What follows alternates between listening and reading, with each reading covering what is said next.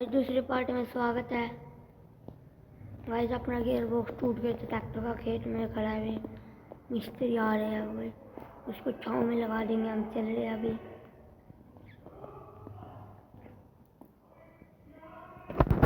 Guys ये खड़ा,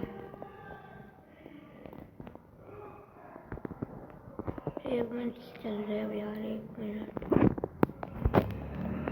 आगे खड़ा कर देंगे यार अपना।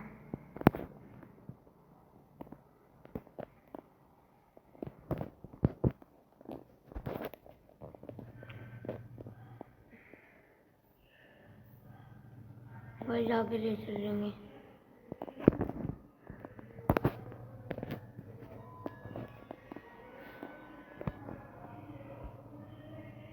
यहाँ पे जाते हुए ट्रैक्टर को यहाँ पे खड़ा होकर काम कर लेगा।